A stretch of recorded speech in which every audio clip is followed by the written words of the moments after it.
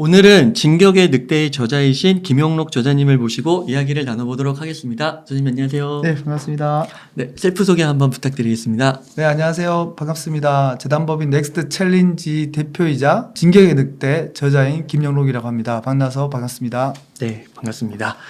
이번에 진격의 늑대라는 책을 쓰셨습니다. 네. 이 책은 좀 어떤 책인가요? 이름부터 아주 섹시한 늑대라는 제목으로 책을 썼는데 사실 이 전작이 있어요. 변종의 늑대 제가 네. 또 썼죠. 코로나 이전에 한국 경제나 세계 경제가 어떻게 돌파를 해 나가야 되는지를 이제 저술한 변종의 늑대라는 제목으로 네. 책을 썼는데 어쨌든 그 책도 사실 좀 베스트셀러가 되고 고등학교 교재까지 올라가는 그래요? 책입니다. 그러고 난 뒤에 생각을 해보니까 우리가 팬데믹이 와서 2년 반이 우리가 동굴 속에 갇힌 것 같잖아요. 그래서 동굴 속에서 힘을 키운 늑대들이다. 그래서 이 늑대가 스타트업이고요. 그래서 늑대들의 총진격이 시작됐다. 코비드 19 이후에 우리 한국 경제가 어디로 나아가야 될지 K 스타트업들의 압도적인 성과와 미래를 서술하고 있습니다. 이게 글로벌 스타트업 얘기가 아니라 K 네. 스타트업, 우리나라 스타트업이. 그래도 글로벌 7개국도 같이 조명하고 있습니다. 네. 네. 한국도 있지만 국내외 스타트업 생태계를 다 같이 저술하고 있습니다. 그러면은 좀 맹활약 중인 좀 그런 스타트업 늑대들 좀 소개해 줄 수 있으실까요? 여러분들도 잘 알다시피 이제 유니콘이라고 부르지 않습니까? 그 유니콘이 지금 중소벤처기업부 통계에 따르면 2022년 7월 달부로 23개가 됐어요.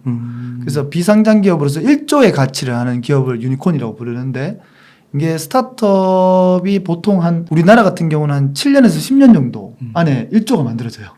그게 굉장히 빨리 만들어지는 거죠. 근데 사실 더 놀라운 것은 미국이 3년에서 5년 만에 만들어집니다.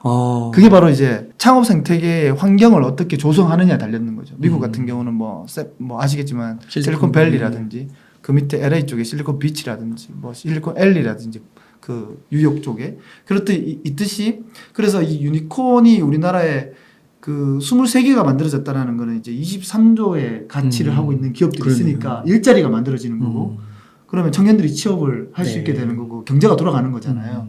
그래서 야놀자라든지 크래프톤이라든지 이번에 또 유니콘이 된 리디북스 전자도서 그리고 많죠. 무신사 그다음에 마켓컬리 등등 갑자기 하여튼 한 23개 정도 있습니다. 토스 그렇죠. 네. 그런 것들이 좀 알려진 기업들이 다 유니콘이라고 보시면 됩니다. 그렇게 유니콘들이 잘 성장을 하고 있는 거고 그렇죠. 또 대표님께서도 직접 투자를 하고 계시잖아요. 그렇죠. 스타트업에 이제 투자를 하시면 제가 보기에는 큰 돈을 벌 수 있어요. 큰 돈을 벌 수 있고 저는 제가 보기에 우리 일반 국민들이 일반인들이 투자하는 게 딱 두 가지가 있잖아요. 주식하고 부동산. 그렇죠. 대표적이죠. 우리 대표님, 웅달 대표님도 주식 투자 많이 하고 있어요. 그래서 돈을 많이 버셨다고 들었고. 그런데 제가 또 원래 건축가였어요. 건축 설계를 10년 했어요. 그래서 제가 이게 설계를 했기 때문에 부동산을 잘 알죠. 부동산 투자도 많이 해봤고. 근데 부동산은 좀 거대한 목돈이 좀 필요한 것 같아요. 목돈도 필요하고 돈을 잘 돌려야 될 것 같고. 이제 그런 상황인데 이제 우리가 한편으로 이렇게 보면 좋을 것 같아요. 주식하고 부동산이 있는데 또 하나의 옵션이 바로 스타트업입니다. 스타트업의 비상장 기업에 투자하는 게 비상장이요? 그렇죠.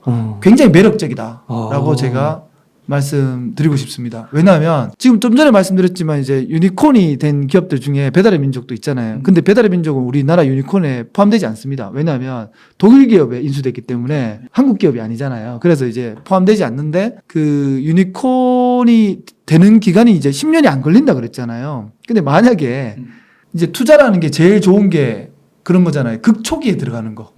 싸게. 처음에 싸게. 우리 사실 다 성장한 기업에 들어가면 사실 돈 많이 주고 지분을 적게 받아야 되는 이제 주식 적게 받아야 되는 상황인데 이제 스타트업은 반대예요. 초기에 만약에 회사를 세우고 사업자 등록을 이제 잉크도 안 말랐는데 거기다가 내가 1억을 투자하면 한 10% 정도는 받을 수 있는 거죠. 그건 엄청난 거잖아요. 근데 그게 만약에 유망한 기업이다. 그러면 웅달님 어떻게 될 것 같습니까? 무조건 넣어요. 무조건 넣어요. 근데 문제는 저게 갓 태어난 베이비인데 저게 정말 제대로 성장할까? 그렇죠. 그 리스크를 볼 수가 없는 거죠.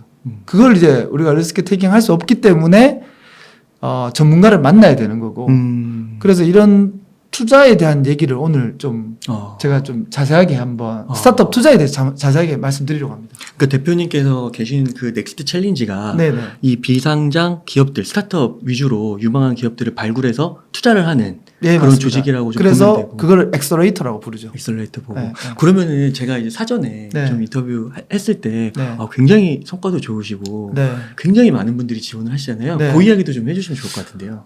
예. 저희가 생소하게 들릴 수도 있지만 이렇게 신직업이죠. 엑셀러레이터라는 게 있습니다. 그 중소벤처기업부의 창업기획자라고 이렇게 등록이 되어 있는데 그 미국 같은 경우는 아이비리그에 있는 친구들이 엑셀러레이터를 하려고 많이 합니다. 아니면 뭐 벤처 캐피탈리스트라든지 그런 이제 직업 한마디 투자자들이죠.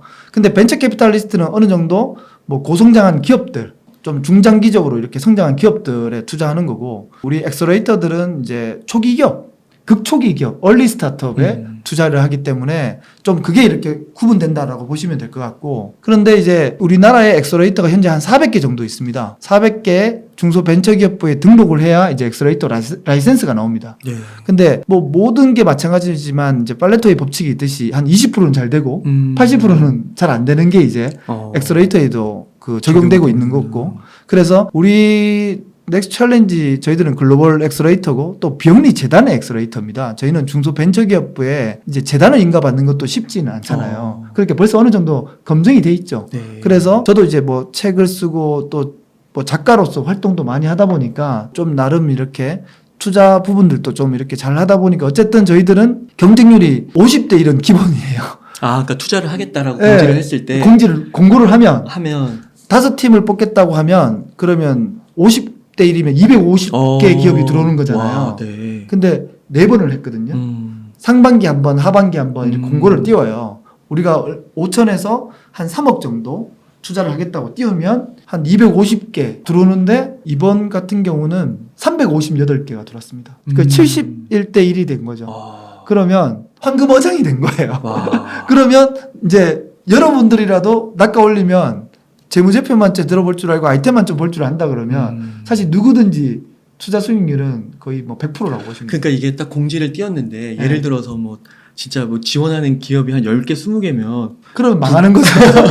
그러면 확률이 확 낮아지잖아요. 확률이 확 성공률이. 낮아지죠. 와, 근데 네. 350개가 넘으면 네. 할만할 것 같은데요. 되게 좋은 기업들 많이 아니요. 지원할 것 같은데요. 아니 사실 이렇게 될 줄 몰랐는데 이게 저희 넥스트 챌린지가 저희들은 아직 한 4년 차에 불과한데 브랜드가 좀 이렇게 된 것 같아요. 그래가지고 좀 소문도 입소문 스타트업들이 입소문이 난 것 같고 그래서 어쨌든 이제 뭐 250개 뭐 지난번에도 우리가 60대 1이었거든요. 근데 이번에 이제 정말 최고 역대 경쟁률이 나와버렸어요. 71대 1이 나와버려서 그렇게 되면은 그냥 그 중에 만약에 358개 기업에서 5팀을 뽑는다. 네. 한번 생각해 보세요. 근데 그 중에 네. 우리는 5천에서 한 1억이고 많게는 3억인데 거기에 매출이 뭐 20억, 30억, 50억 하는 친구들도 들어옵니다. 이런 거를 그 스타트업들은 딱 두 가지를 보고 들어오거든요. FI라고 해서 파이낸셜 투자를 받으려고 하는 거 아니면 SI라고 해서 전략적 투자. 그래서 저 엑셀러레이터와 전략적 투자를 위해서 그 룸을 비워놓는다 그래요. 5천만 원이든 1억을 지분을 섞으려고 피를 섞으려고 하는 거죠. 그러면 같이 가는 거죠.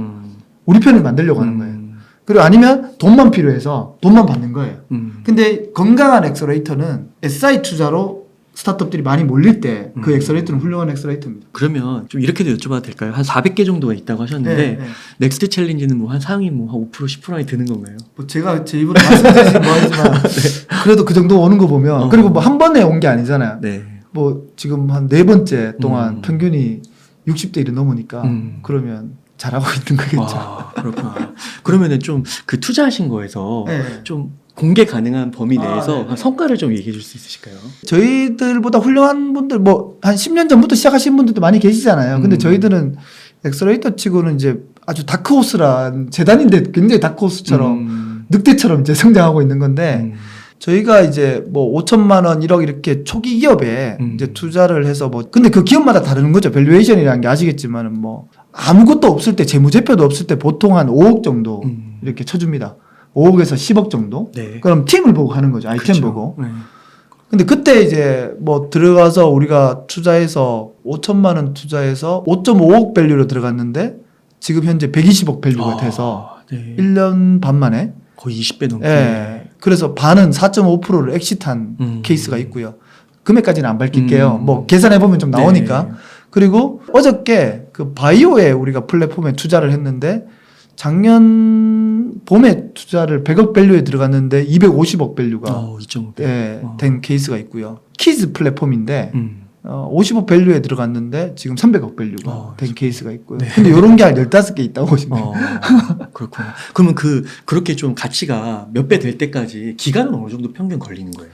우리가 굉장히 빠른 속도로 간다고 제가 들었고 보통은 제가 보기에는 우리가 엑시트하는 게 한 3년에서 빠르면 3년 보통 5년 그리고 7년 정도 보거든요. 이게 정말 묻어두느냐 주식하고 똑같은 거예요. 묻어둘 거냐 중간에 엑시트 할 거냐 이제 그 차이인데 뭐 한 3년에서 5년을 바라보고 투자를 하시면 될 것 같습니다. 그리고 아까 막 뭐 50억 밸류였다가 200억 이런 거는 이제 1년 안에도 막 벌어질 수 있는 벌 일이고. 수 있죠. 그래서 그게 얼마나 잘 투자를 해야 그게 포텐셜이 있어야 되는 거잖아요. 근데 저희들은 그런 케이스가 좀 많고 아까 또 대표적인 우리 기업 중에 65억 밸류에 들어갔던 삼성전자 C랩 출신 기업이 있는데 상장을 준비하고 있습니다. IPO. 네, IPO를 준비하고 있습니다. 네. 그래서 이런 케이스는 좀 드문 케이스인데 근데 그렇죠. 우리가 들어간 지 뭐 1년 좀 안 넘어서 그래요? 굉장히 운이 좋은. 와, 행운이네요, 진짜. 또. 그러니까 돈을 모아야 되겠습니다. 그러니까 그래서 저는 주식을 잘 안 하고요. 네. 스타트업에 그러니까 뭐 이게 한 쌈짓돈으로 투자를 계속 하고 있습니다. 그러니까 이게 자금은 한정돼 있잖아요. 그렇죠. 그러니까 그걸 가장 효과적인 곳에 넣어야 되는 거니까. 제가 재밌는 얘기 하나 해줄까요? 저희 재단의 그 보드 멤버인데 이분이 카이스트 교수죠. 근데 이 친구가 카이스트 수학과 나오고 졸업하고 창업을 했어요. 네. 창업을 하고 엑시스를 했죠. 엑시스 35살에 했는데 투자하고 엑시트하고 했는 금액이 50억을 벌었다. 성공하셨네요. 스타트업으로 해가지고. 네. 그게 35살에. 엄청나죠. 그리고 투자금을 회수한 돈으로 여기 강남에 아파트도 하나 사고 또 그것도 또 잘 돼버렸고 최근 많이 올랐다가 지금 좀 꺼지고 있지만은 어쨌든 그리고 나머지 또 40억 정도를 저랑 계속 같이 투자하고 있어요. 신생기업에 계속 본인이 또 뭐 훌륭한 대학 교수고 되게 젊습니다.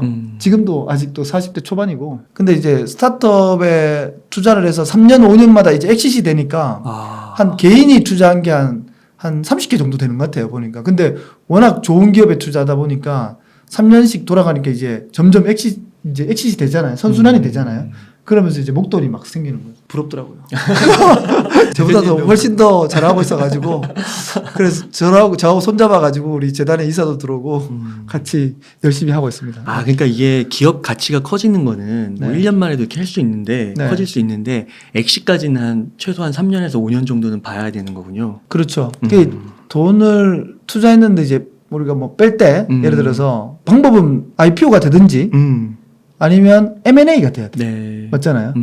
아니면은 또 하나 방법은 이제 후속 투자 들어올 때, 그때 이제 좀 이렇게 체인지하는 방법인데 이제 그런 세 가지 방법이 있어요. 근데 그걸 어쨌든 이게 투자라는 게 주식도 똑같지만 아시겠지만 그 좋은 기업을 보고 그렇죠. 종목을 보고 투자하는 건데 이것도 스타트업도 종목을 보고 투자하는 거예요. 근데 이게 다른 점은 어쨌든 이 지표가 나와 있잖아요, 주식은. 근데 우리는 없는 거죠. 없어요. 재무제표가 거의 없어요. 그리고 1억을 투자하는데 매출이 제로인데도 많아요. 1억을 줘야 되는데 매출이 제로야. 그럼 왜 줘야 되지? 이 생각이 안 들 수가 없는 거예요. 근데 그런 거를 볼 줄 아는 이제 해안을 가지고 있는 식견을 갖고 있는 이렇게 인사이트가 있는 엑셀러레이터. 이제 늑대를 잘 만나야 되죠. 그런 거죠. 그러니까 그렇게 했을 때 이제 수익률은 훨씬 큰 거고. 그죠. 그러니까 리스크 테이킹 하신 거니까. 그러니까 리스크 테이킹하고 그리고 그 리스크를 그렇다고 해서 그냥 이렇게 정면으로 맞는 게 아니라 그 말씀하신 대로 어떤 엑셀레이터를 만나느냐에 따라 그 리스크를 훨씬 감소시킬 수 있는 거고. 당연하죠. 거기에 넥스트 챌린지가 있는 거고. 그렇게 말씀해 주시면 고맙고요. 우리도 그 중에 하나다 이렇게 보시면 돼요.